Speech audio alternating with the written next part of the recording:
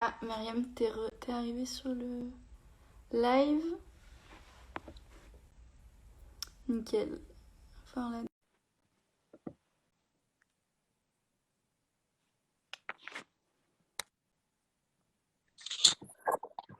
Bonjour. C'est bon, tu me vois? Oui, Attends. oui, oui, moi je te vois, Leslie. Ok, super. Alors attends, je vais régler. Non, c'est pas la peine. Ma lumière. Comment ça va? Ça va et toi? Ça va. Contente d'être là. Bah oui, c'est cool. J'espère qu'il va y avoir un peu de monde.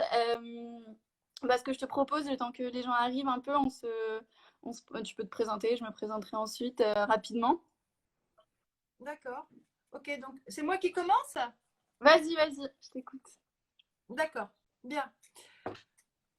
Alors, bonjour à tous.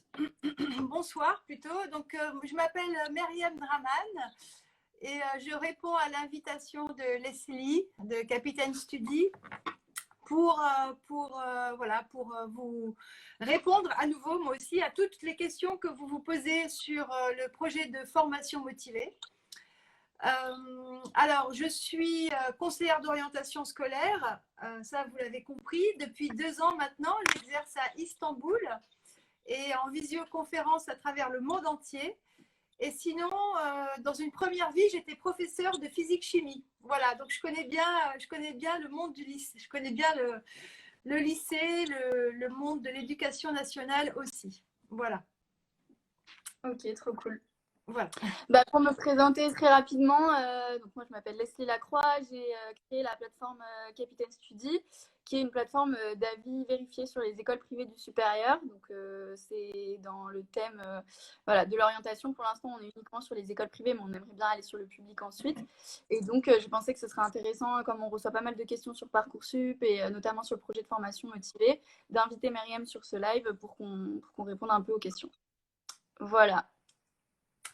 Donc, si on peut peut-être commencer, faire un petit rappel de ce qu'est le projet de formation motivée. C'est surtout toi, je pense, qui va parler, mais je vais essayer de voir toutes les questions et de te dire les questions. Oui, donc tu m'as envoyé, Leslie, une petite série de questions que tu avais déjà reçues. Donc voilà, on va commencer avec ces questions. Donc je vais y répondre. Et évidemment, ensuite, n'hésitez pas à poser toutes les questions que vous voudrez dans le chat. Et je pense qu'on aura on aura le temps d'y répondre. Ouais, Voilà. Donc, je pense que ce serait bien peut-être, Leslie, si tu me reposais les questions à chaque fois et comme ça, moi, je y réponds. carrément.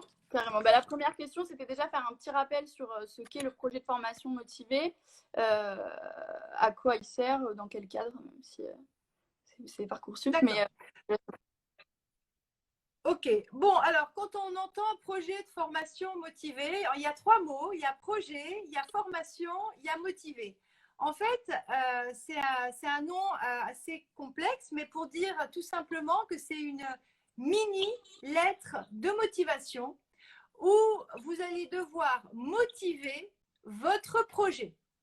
Voilà, tout est dit, c'est-à-dire en quelques mots, vous allez devoir mettre tout votre cœur pour montrer combien vous êtes motivé à vous inscrire à telle ou telle formation. Voilà, l'idée générale, c'est ça. donc, Il faut attraper l'attention du recruteur. ouais, et donc c'est bien une lettre par formation. Ça, c'était aussi une des questions. Tout à fait. Et Ok. c'est une lettre par formation, c'est une lettre par vœu. Hein, c'est une lettre par vœu. Donc chacune de ces lettres, elle doit être concise et claire, ça va de soi. Et pour comment dire, les réglementations pratiques, elle ne doit pas dépasser 1500 caractères. Ok. Et donc, elle se remplit directement sur Parcoursup. Non, alors il faut éviter. Il faut éviter. Pourquoi?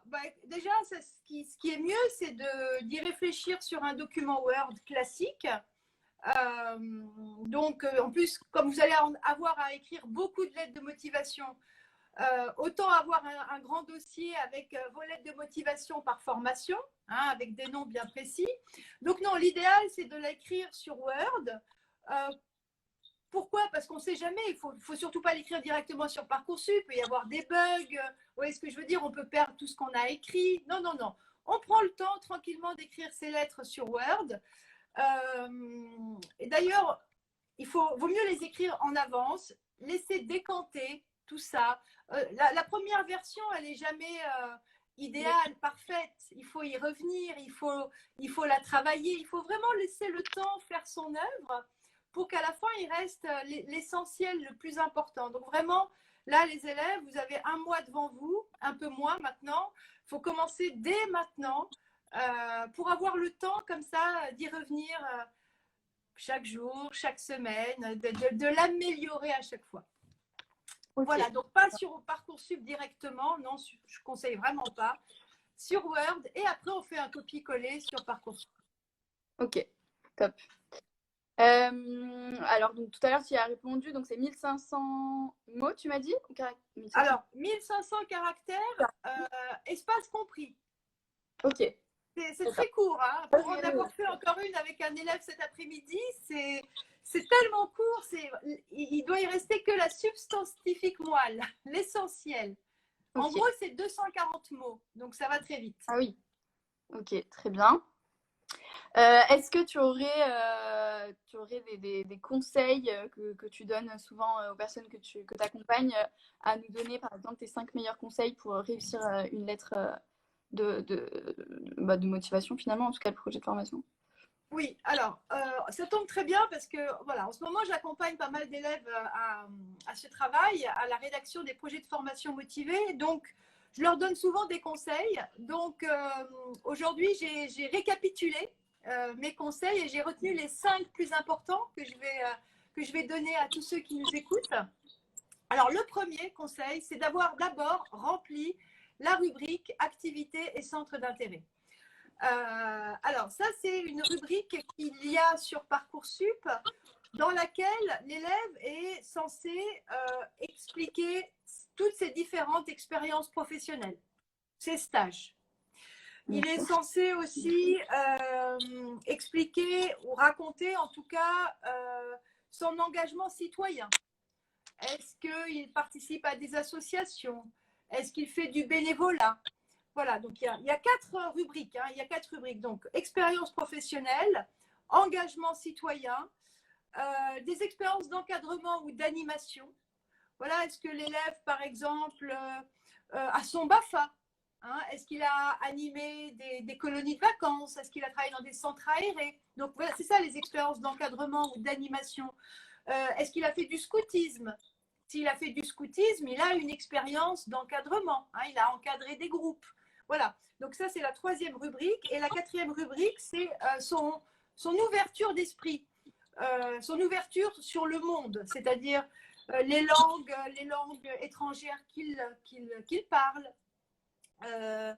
Est-ce qu'il a fait des séjours linguistiques à l'étranger? Est-ce qu'il a une particularité vraiment qui le différencie des autres? Alors pourquoi je dis qu'il faut d'abord remplir cette rubrique? Parce qu'en ayant rempli cette rubrique, ensuite, quand ça sera l'heure d'écrire le projet de formation motivé, on pourra aller piocher dans cette rubrique les choses les plus importantes qui nous concernent et qui vont pouvoir alimenter la lettre de motivation. Donc ça, c'est mon premier conseil. Vraiment, attardez-vous à cette rubrique activités et centres d'intérêt et remplissez-la bien. Okay. Mon deuxième conseil, pardon. 2 secondes, Laurie, si tu as une question, tu peux poser dans le chat, on y répondra juste après les conseils. Voilà, je termine avec mes conseils et après on répond aux questions. Deuxième question, évidemment, on ne se lance pas dans la rédaction d'un projet de formation motivé avant d'avoir lu les attendus de la formation. Ça va de soi, mais je le répète, les attendus, c'est comment dire, c'est tout ce qu'on attend de l'élève pour réussir la formation. Donc, il est bon de relire les attendus, même de souligner les mots importants pour s'en servir aussi intelligemment dans sa lettre de motivation. Pas tous les mots évidemment, mais quelques-uns qui peuvent faire le meilleur effet dans la lettre de motivation. Donc ça, c'est 2. Le troisième, évidemment, quand vous écrivez, soyez précis, utilisez un vocabulaire précis, utilisez des mots-clés percutant si possible. Essayez d'avoir un vocabulaire, comme vous allez devoir être concis, essayez de choisir des mots qui ont du sens, qui sont forts de sens. Voilà, pas des mots fades et plats. Voilà, essayez de donner du relief à votre texte.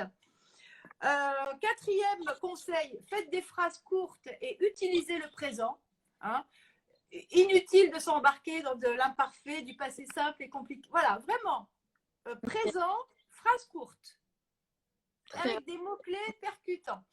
Et enfin, dernier conseil, ça va de soi, se relire, se faire relire aussi, si on peut. Et voilà, traquer les fautes. Traquer les fautes, pas de faute d'orthographe, pas de faute de grammaire. C'est vraiment, ça fait mauvais effet. Ok. Voilà mes 5 conseils pratico-pratiques. Non, mais ouais, très bien. Et puis j'imagine, enfin tu l'as un peu dit, mais bien personnalisé pour chaque formation aussi en fonction des attentes et de chaque la revoir. Évidemment, voilà, ça va de soi. Ça va de soi. Du coup, il y avait une question de Laurine qui disait si on n'a rien pour la rubrique encadrement, c'est pas grave, on met rien. Ah oui, bon, bien sûr, évidemment. Hein, tout le monde n'a pas eu la chance de passer son BAFA. Tout le monde n'a pas pu faire du scoutisme dans sa jeunesse. Voilà, n'inventez pas, tant pis. Ouais. Si vous n'avez pas d'expérience d'encadrement, réfléchissez bien, hein, parce que des fois, on n'y pense pas. On peut avoir encadré des groupes, même en vacances, hein, vous savez. Mais voilà, du babysitting, des petits groupes d'enfants, les faire travailler, avoir organisé des ateliers. Ne vous sous-estimez pas. C'est pas parce que vous n'avez pas un diplôme que vous n'avez pas forcément déjà encadré des groupes. Voilà, mettez en valeur toutes vos activités, vraiment. Personne n'ira vérifier si vous avez un diplôme ou pas de diplôme. Bon, soyez honnête, mais réfléchissez bien. Prenez ce temps-là pour revenir sur votre passé et voir quelles sont les expériences qui peuvent vous être utiles dans l'écriture de votre projet de formation motivée. On peut peut-être même compenser avec si on a des passions, même dans le sport, j'imagine que c'est pas mal mis en avant, mis en valeur. Ah oui, tout à fait. De toute façon, j'allais en parler après. Évidemment, parler dans un des 4 paragraphes, il est aussi conseillé de parler de ses activités sportives, culturelles, musicales. Voilà, c'est un CV, quoi. On veut tout savoir de l'élève. Ok, super. J'espère qu'on a répondu à ta question, Laurine. Est-ce que tu conseillerais d'être original dans la rédaction de ces lettres ou est-ce qu'il faut rester plutôt voilà, strict, classique? Alors, j'ai 2 réponses. Donc, si l'élève sait faire, c'est-à-dire s'il sait être original, il y a des élèves qui sont doués, qui sont créatifs. Je suis déjà tombée sur des lettres de motivation et j'ai fait waouh, elles sortaient du lot par l'agencement des mots, par la présentation, par une introduction vraiment différente. Mais ça va vraiment dépendre de l'élève. Déjà, s'il sait faire, s'il se sent comment dire, en confiance, qui sait bien manier les mots. Bien sûr, bien sûr. Bon, alors après, ce n'est pas une obligation. Et en plus, deuxième chose, ça dépend vraiment de la formation. Tu vois ce que je veux dire, Leslie? Ouais, si on s'adresse à une classe prépa, maths sup, maths spé, il n'est pas vraiment attendu une grande originalité. Voilà, c'est pas grave. En revanche, si on fait une lettre de motivation pour un DN MAD, un diplôme artistique ou une école d'art, c'est des exemples, hein, ou une double licence pointue, pourquoi pas? Là, oui, bien sûr. Surtout si c'est sélectif et qu'il y a peu de place, là, c'est le moment de faire marcher son imagination. Mais il faut que ça soit naturel. Voilà, il ne faut pas qu'on sente que c'est commandé vraiment pour. Voilà, donc si c'est naturel à la personne, qu'elle sait faire, qu'elle sait manier les mots, oui, à 100%. Bon, bien sûr, en respectant toujours quand même les essentiels. Hein. Mais sinon, soyez authentique. Voilà.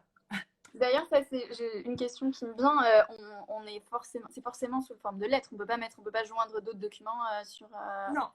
Ouais, tu peux pas. Effectivement. Okay. Non, rien. Pas de lettre de recommandation. Souvent, c'est demandé. Non, c'est vraiment juste une lettre et on vous croit sur parole. Ok, ça marche. Bon, alors ça, on y a répondu un peu avec la question de Laurine, de quoi parler quand on a très peu d'expérience, justement, qu'est-ce qu'on peut mettre en avant, nos passions, ce qui nous intéresse alors dans voilà, la vie. exactement. Souvent, les élèves, j'accompagne quelques garçons, plus de garçons que de filles cette année, et souvent, bon, ils n'ont pas forcément eu encore la chance d'avoir plusieurs expériences professionnelles, ni fait de nombreux stages. Quelque chose qui revient régulièrement, par exemple, c'est le foot. Souvent, les garçons, c'est un exemple, hein, ont à leur actif de nombreuses années de football. Bon, alors, c'est à valoriser. C'est à valoriser. Par exemple, les années de foot, vous pouvez dire, par exemple, mes 7 années de football m'ont aidé à développer un esprit d'équipe et une persévérance à toute épreuve.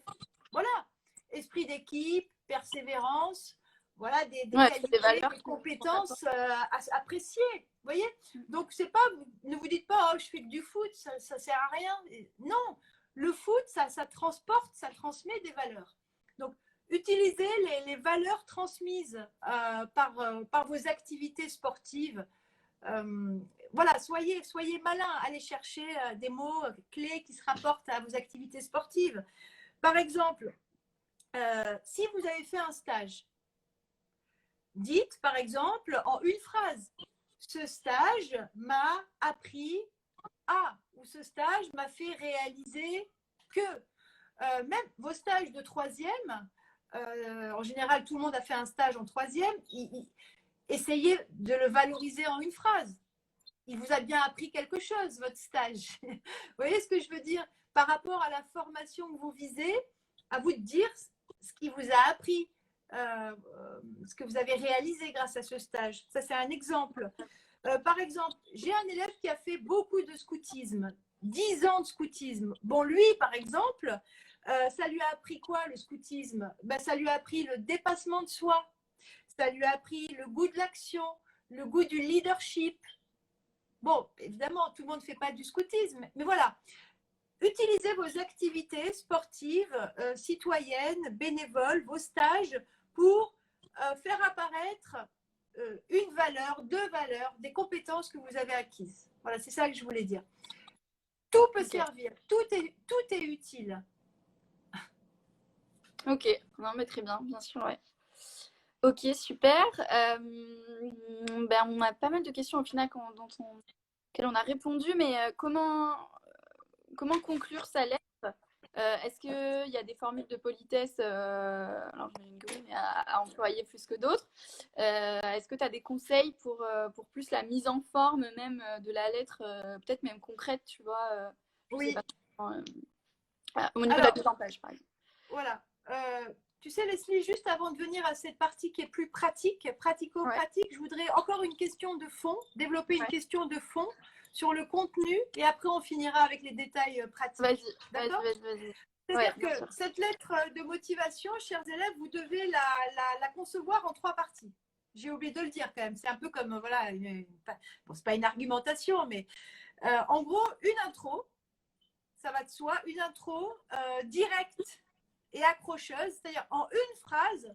Moi, j'aime bien quand les élèves, en une phrase, disent en quelle classe ils sont aujourd'hui bon, alors, quelle formation ils visent et pourquoi. En gros, ça vous fait un exemple. Ça me fait par exemple, alors je regarde parce que j'en ai fait une avec un élève il n'y a pas longtemps. En gros, l'idée, c'est, par exemple, actuellement en classe de terminale, je souhaite intégrer votre licence d'économie-gestion car j'ai un projet professionnel bien défini. Je souhaite travailler dans la finance de marché. Vous voyez ce que je veux dire? Ouais, en une phrase au début, vous annoncez la couleur. Ok. Ouais, ça permet vraiment, je trouve que c'est assez important, c'est très important voilà, après, comme ça, les recruteurs savent déjà à qui ils ont affaire et si ça va coller ou pas. Voilà, ne faites pas 3 phrases, faites une phrase, une intro comme ça. La classe où vous êtes, donc élève de terminale ou étudiant en réorientation, il y en a beaucoup cette année. La formation que vous visez, avec son nom, bien sûr, son intitulé, hein, et votre projet professionnel. Ok. Top. Voilà. Bon, ça c'est l'intro. Ensuite, dans le développement, qui est la partie la plus importante, eh bien, dans le développement, en gros, vous allez détailler un peu plus qui vous êtes et pourquoi vous visez la formation en question. Donc, cette partie, elle est capitale, ça va de soi. Évidemment, vous n'allez pas décrire toutes vos qualités. Vous allez devoir choisir celles qui sont plus en accord avec la formation que vous visez. Mais il y a des indispensables, et ça, j'aimerais les rappeler. Si vous avez participé à une journée porte ouverte virtuelle, c'est vraiment le moment de le dire, avec la date. Et encore mieux si vous avez les noms des personnes qui sont intervenues ce jour-là. Alors là, pour le coup, ça montre aux recruteurs, parce qu'eux, ils connaissent les noms des gens, hein, ça montre aux recruteurs que vous avez vraiment assisté à la formation, que vous êtes donc motivé. Ouais. Tout le monde ne participe pas aux journées portes ouvertes, virtuelles en plus. Ouais. Donc, la journée porte ouverte virtuelle, la date et le nom des intervenants, c'est un gros plus-plus. Okay. Ensuite, il y a un autre plus-plus, selon moi, c'est le MOOC. Les élèves qui participent, qui s'inscrivent à des MOOC. Je vais expliquer. Un MOOC, c'est un cours online. C'est très connu aujourd'hui. Et il y a de nombreux MOOC qui sont conseillés pour les élèves en terminale par rapport à leurs études supérieures. Okay. Alors, par exemple, il y a un MOOC qui s'appelle « Le droit, est-ce pour moi ?» Le droit, est-ce pour moi? Donc, tous les élèves qui se destinent aux études de droit, et ils sont nombreux, vraiment, je vous conseille, là, il vous reste un peu moins d'un mois, suivez les cours de ce MOOC et mettez-le dans votre lettre de motivation. Juste pour préciser, ça, tu les trouves sur Internet en… Ah oui, oui, oui, c'est FunMOOC. C'est le site des MOOC de l'Éducation nationale. FunMOOC. Ok. Voilà, l'alternance, est-ce pour moi? Qu'est-ce qu'il y avait? Il y en a tellement. Il y a le BUT, qu'est-ce que c'est? Les élèves qui se destinent à un BUT. Et donc, c'est souvent assez général. Et c'est très, selon moi, c'est très intéressant quand un élève, bon, déjà, rien que pour lui, le droit, est-ce pour moi? Avant de s'inscrire en droit, vraiment, je vous conseille de suivre ce cours online pour vous rendre compte si vraiment vous allez vous plaire ou pas dans les études de droit. Ouais. Voilà, surtout que les études de droit font partie du top 3 des études les plus choisies par les étudiants. Hein, avec les études d'infirmier et de médecine. Donc, il y a beaucoup de prétendants au droit. Donc, vraiment, un conseil, allez regarder ce MOOC, les études de droit, est-ce que c'est fait pour moi? Et donc, une fois que vous l'avez regardé, vous pourrez le dire dans votre lettre. Le MOOC m'a conforté dans mon choix de suivre cette formation. Parce que je suis convaincue que, après avoir vu ce MOOC, je suis convaincue que le droit est fait pour moi. Vous voyez, vous tournez vos phrases comme vous le souhaitez, mais ça, c'est des gros points positifs. Donc, le MOOC, les journées portes ouvertes virtuelles, le sport, mais en fonction, surtout, c'est les valeurs que ça vous a transmises. Hein. C'est pas j'ai fait 7 ans de foot, point. Hein. J'ai fait 7 ans de foot et j'ai appris la persévérance, l'esprit d'équipe, des qualités qui seront très utiles dans le BUT que je convoite. Ouais. Voilà. Je regarde mes notes. Évidemment, il est bon aussi que vous disiez que vous avez un intérêt pour les matières qui sont enseignées dans la formation. Ce qui montre que vous avez regardé le contenu de la formation et vous pouvez très bien choisir 2 matières, disons, parce qu'il doit y en avoir beaucoup, mais en disant que oh là là, vous avez tellement hâte de les découvrir, parce que, ou alors que elles vous passionnent depuis tellement longtemps, vous êtes content de les approfondir. Vous voyez ce que je veux dire? Les matières aussi. Montrez que vous avez lu le contenu de la formation.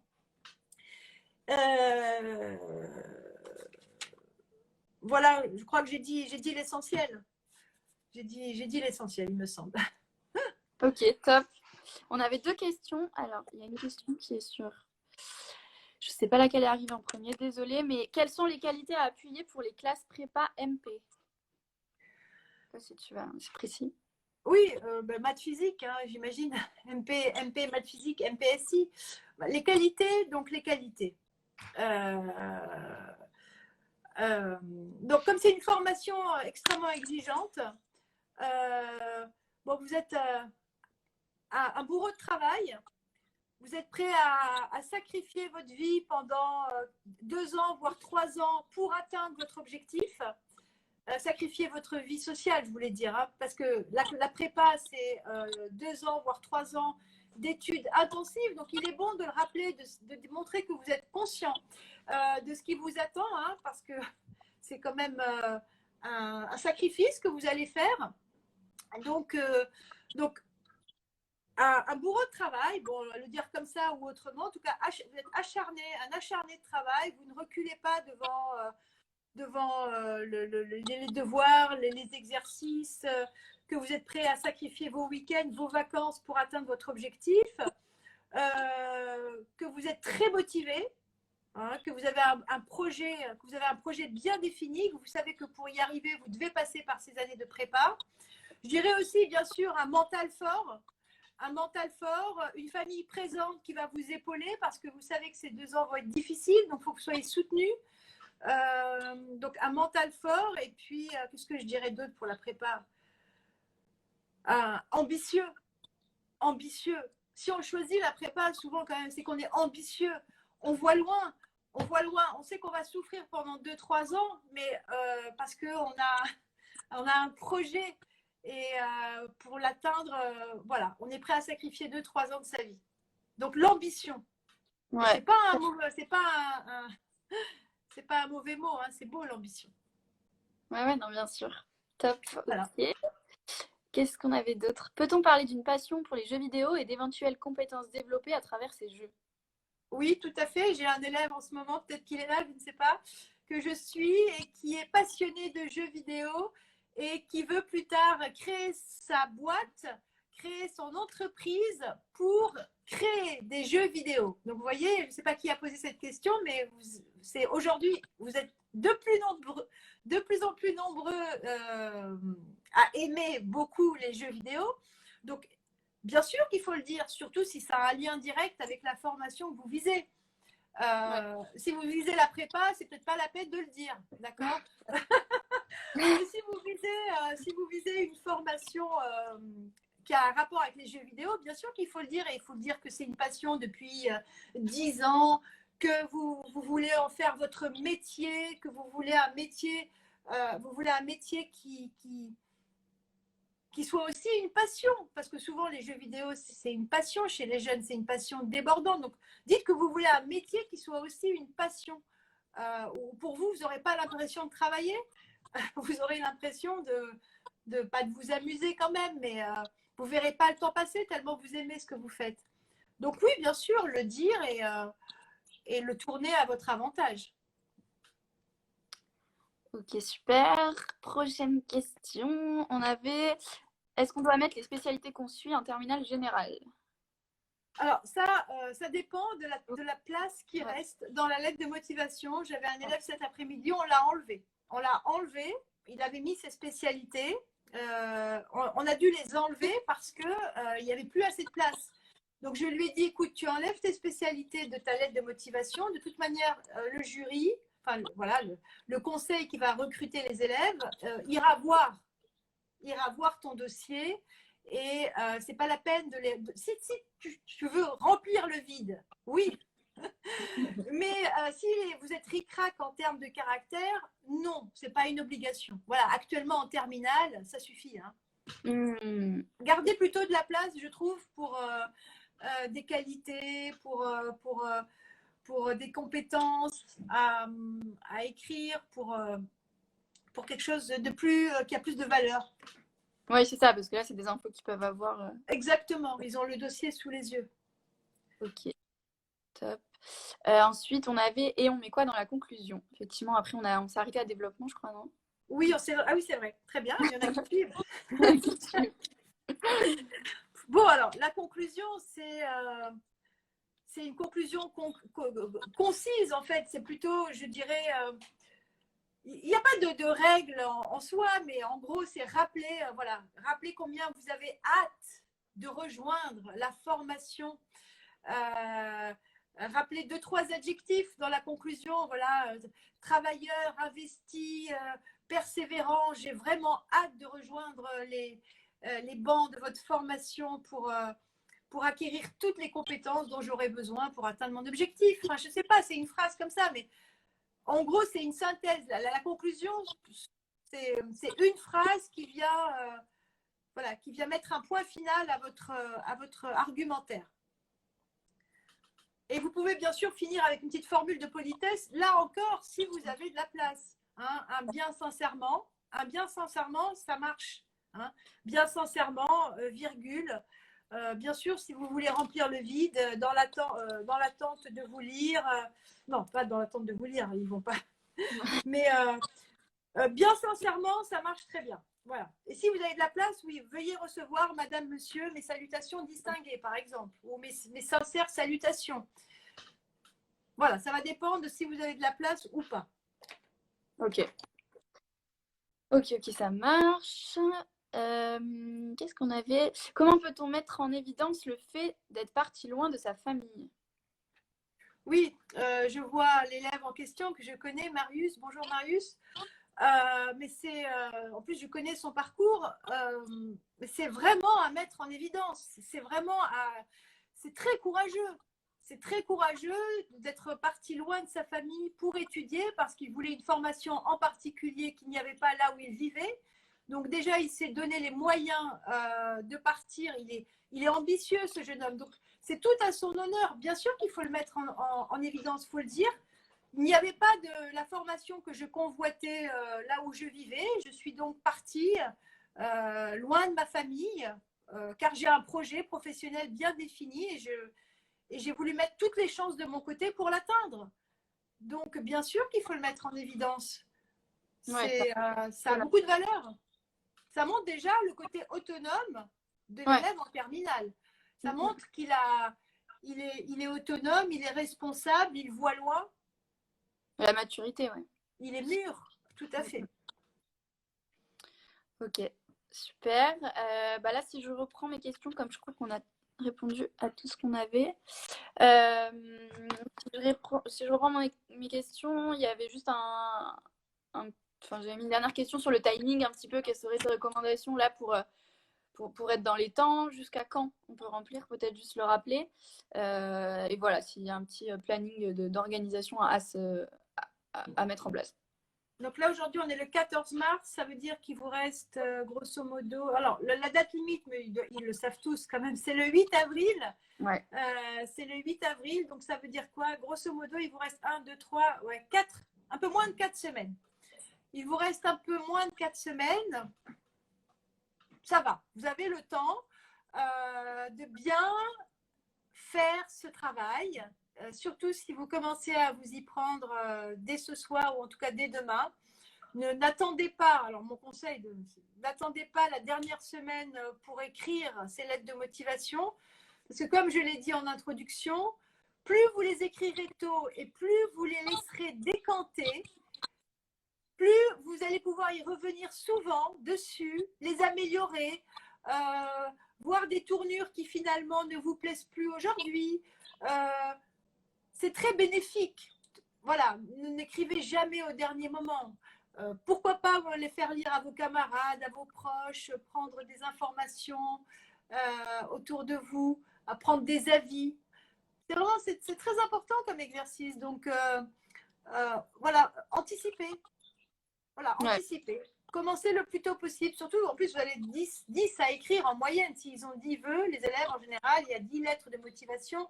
Bon, évidemment, sauf si on a fait des vœux très, très, très différents, elles vont quand même se ressembler un petit peu. Il y aura une base commune, on est d'accord. Ouais. Le plus difficile, souvent, c'est la première lettre de motivation. Hein. Après, une fois qu'on a écrit la première, les autres vont venir beaucoup plus facilement. Ok. Donc voilà, relecture, peut-être. Pas d'inquiétude, pas d'inquiétude. Vous êtes dans les temps, mais là, vous êtes dans les temps à partir de ce soir, parce que vous avez 4 semaines. Mais voilà, ne perdez pas de temps et commencez à y réfléchir dès à présent. Alors, pour tous ceux qui ne me connaissent pas, peut-être Leslie, moi j'ai un blog j'ai un blog où j'écris régulièrement des articles sur Parcoursup, sur l'orientation scolaire. Donc, vous pouvez aller le regarder. De toute façon, vous avez mon compte Instagram. J'ai écrit 2 articles récemment qui peuvent beaucoup vous renseigner. Le premier, c'est comment écrire un projet de formation motivée en béton. Et je donne 10 conseils. Donc, c'est un article qui est extrêmement lu. Et le deuxième, c'est que j'ai partagé carrément 2 lettres de motivation qui ont fonctionné l'année dernière pour mes élèves. Des vraies, des concrètes, des vraies. Alors, évidemment, il ne faut pas surtout pas les copier-coller. Mais au moins, non, mais oui, exactement, ça vous donne une idée de ce qui marche. Voilà. Surtout, surtout, mais ça va de soi. Alors, on ne fait pas de copier-coller. Ça se voit tout de suite. Hein. Ne faites surtout pas cette erreur-là. Mais inspirez-vous. Inspirez-vous, oui. Voilà. Donc, voilà, je vous conseille d'aller les voir. Elles sont sur mon site internet. Il y a le lien. Il y a le lien dans ta bio Insta? Oui, il y a le lien dans ma bio Insta. Parfait. Vous pouvez mettre le live en replay. Oui, je le mettrai à la fin. De toute façon, je pense qu'on a si il n'y a pas d'autres questions, moi, il y avait. Je vérifie, mais je crois qu'on a répondu à toutes les questions que j'avais prévues. Je ne sais pas s'il y a des points qu'on n'a pas abordés que tu voulais aborder, mais.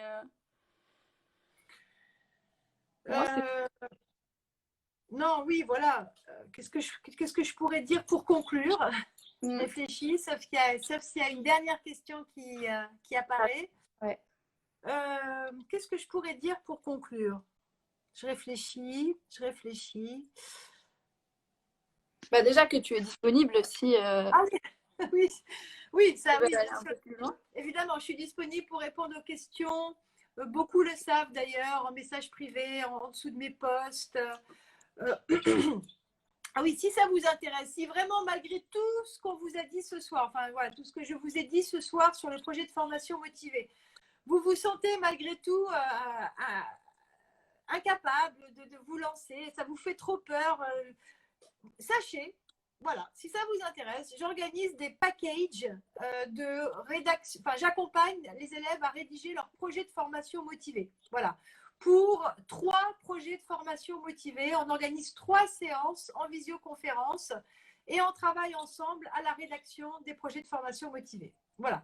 Donc, je fais ça aussi en parallèle de mon travail. Donc, si ça vous intéresse, écrivez-moi et je vous donnerai davantage d'informations. Ah oui, trop bien. Il faut conclure. Il y a d'autres questions. Il y a d'autres questions qui sont arrivées entre-temps. Mais vas-y, si tu veux conclure. Après, non, je crois que c'est juste pour rediffuser le live. Non, il y avait des questions. Est-ce que toutes les lettres sont lues? Ah, très bonne question. Voilà. Moi, comment dire, je suis conseillère d'orientation scolaire depuis 2 ans. Donc, je ne suis pas dans les petits papiers des conseils de recrutement des étudiants. Oui. Mais j'ai entendu dire que, et ça a l'air assez sûr. Pour les formations sélectives, oui, c'est lu à 100%.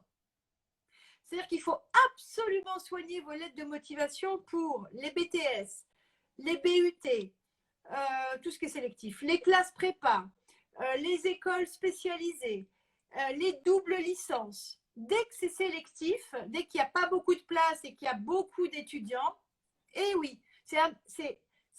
votre lettre de motivation peut faire la différence. Vous voyez combien c'est important.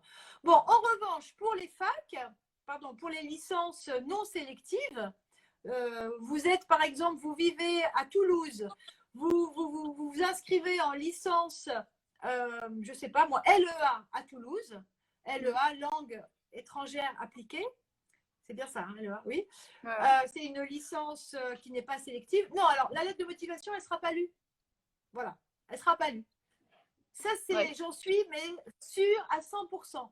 Parce que les élèves ont le droit, c'est un droit de s'inscrire dans la licence de leur secteur, de leur académie.